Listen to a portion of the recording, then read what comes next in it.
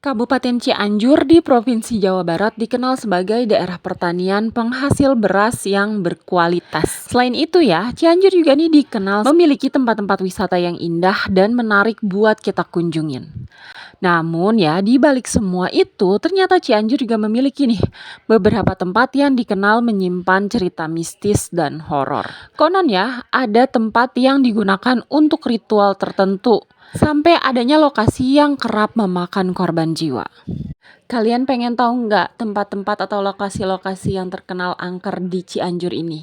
Nah, kali ini aku akan ngasih tahu kalian nih beberapa tempat angker di Cianjur yang memiliki cerita mistis. Tapi sebelum itu, hai, namaku Cindy. Jangan lupa kalian buat klik tombol subscribe dan share video ini kepada teman-teman kalian yang juga memiliki kesukaan atas bahasan-bahasan seperti ini. Kita mulai nih sama lokasi pertama, yaitu terowongan kereta Lampengan. Terowongan yang satu ini tuh disebut memiliki aura menyeramkan bagi sebagian orang. Terowongan yang menjadi jalur penghubung antara Sukabumi dan Cianjur ini memiliki kisah mistis tersendiri. Konon katanya ya, pada zaman dahulu nih ada seorang penari ronggeng yang hilang secara misterius setelah peresmian terowongan tersebut. Kabarnya ya, penari tersebut tuh dijadikan tumbal dan mayatnya ditanam di dalam tembok terowongan. Terowongan Lampengan sendiri berlokasi di Kecamatan Campaka, Kabupaten Cianjur, yang juga merupakan salah satu terowongan kereta api tertua yang ada di Indonesia. Nah, terowongan ini pun berperan penting dalam perkereta-apian Indonesia, sebab menjadi penghubung nih antara jalur kereta dari Jakarta, Cianjur menuju ke Bandung. Terowongan Lampengan juga dibangun selama 3 tahun, yaitu sekitar tahun 1879 sampai 1882. Nah, terowongan ini pun mulai digunakan seiring pembukaan jalur kereta api Sukabumi Cianjur pada tanggal 10 Mei 1883.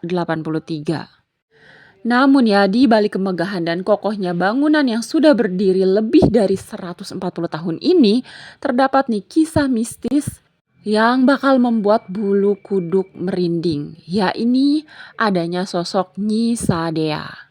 Siapa sih Nyi Sadea ini? Nah, menurut mitos yang beredar di masyarakat ya, Nyi Sadea merupakan penari jaipong paling tersohor kala itu, yang secara misterius hilang. Warga percaya penari ini tuh diculik oleh sosok gaib. Nyi Sadea juga kini menjadi sosok penunggu terowongan yang sesekali menampakkan diri dengan mengenakan kebaya berwarna merah. Sosok ini juga masih sering menampakkan diri bagi para penumpang kereta api atau orang yang melintas terowongan sendirian. Nah, bukan hanya di malam hari nih, tapi kadang ya saat menjelang maghrib juga sesekali nih Nyi Sadea muncul. Dan selain sosok Nyi Sadea, warga juga mempercayai nih ada sosok lainnya yang menunggu terowongan tua ini. Bahkan terdapat nih sejumlah mitos terkait terowongan Lampengan. Salah satunya nih larangan untuk melintas terowongan dari Cianjur ke Sukabumi saat menjelang maghrib, apalagi ketika malam hari. Konon ya pernah ada nih kejadian seorang warga masuk nih ke dalam terowongan sendirian aja, terus kemudian hilang selama seminggu. Ketemu lagi nih di daerah Sukabumi kota dengan kondisi yang udah linglung. Ada juga nih warga yang hilang selama beberapa hari, kemudian ditemukan nih di tengah terowongan dengan tubuh basah dan licin seperti sudah terselimuti lendir.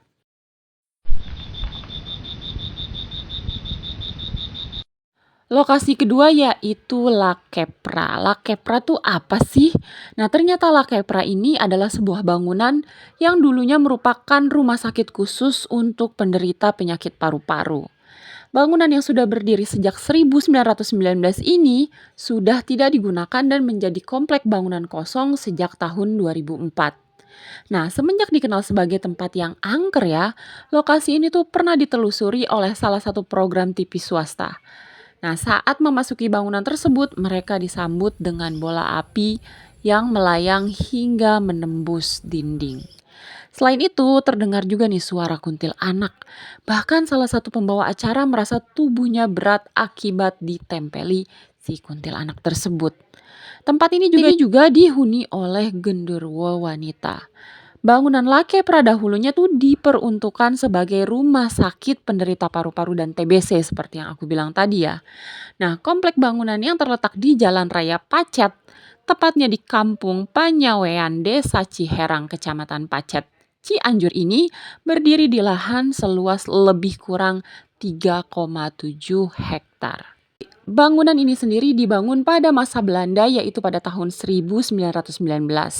Yang kemudian pada tahun 1987 pengelolaannya diambil alih oleh TNI Angkatan Udara dan kemudian dialihfungsikan sebagai rumah sakit paru-paru juga klinik pusat pelatihan SAR dan survival, outbound serta sewa taut.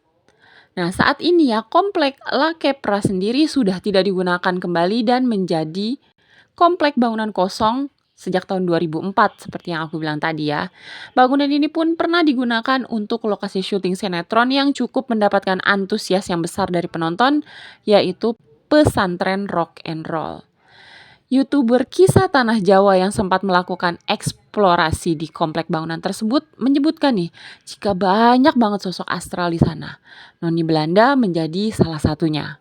Namun selain itu ada juga nih sosok kuntil anak merah yang berada di bangsal belakang. Sosok anak kecil hingga pocong.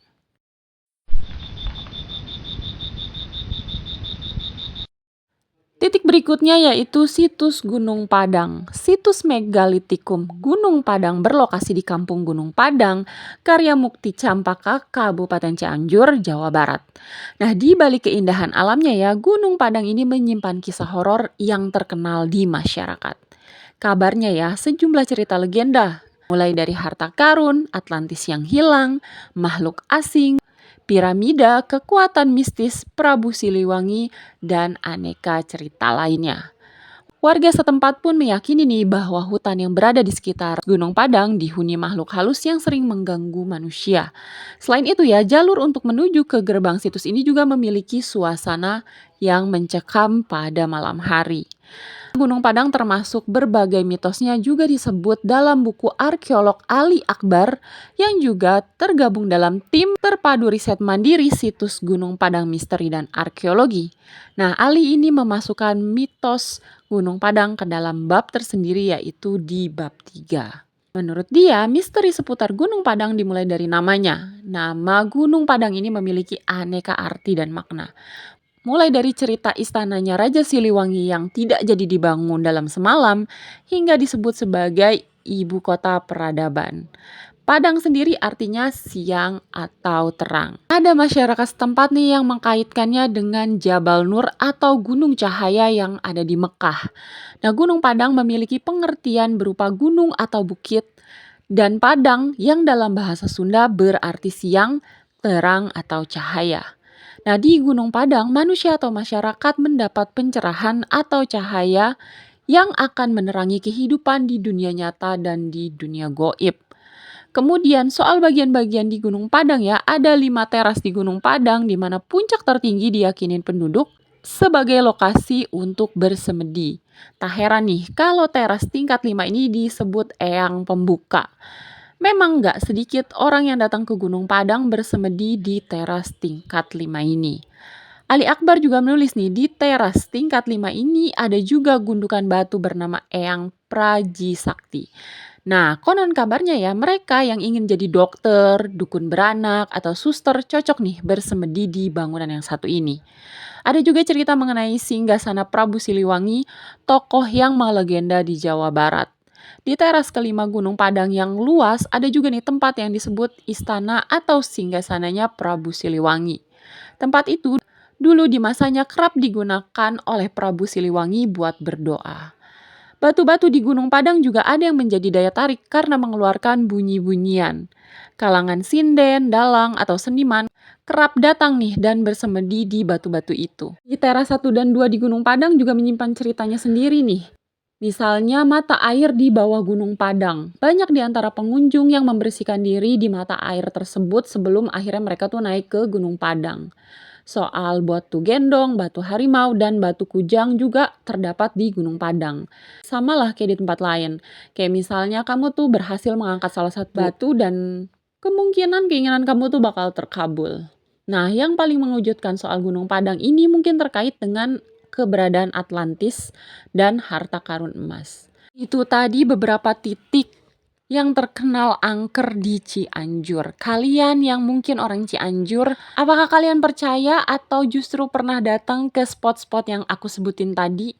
Dan kira-kira pengalaman apa yang kamu rasakan selama kalian ada di situ? Kalian boleh drop pengalaman kalian dan tulis di kolom komentar supaya bisa jadi penambah cerita dan pengetahuan buat teman-teman yang lain. Dan kalian nih, orang-orang yang di luar Cianjur pengen gak buat datengin spot-spot yang aku sebutin tadi?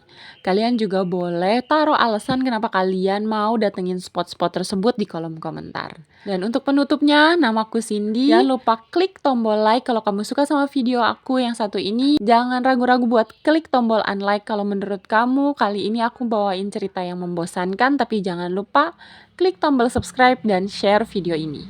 Terakhir, dadah!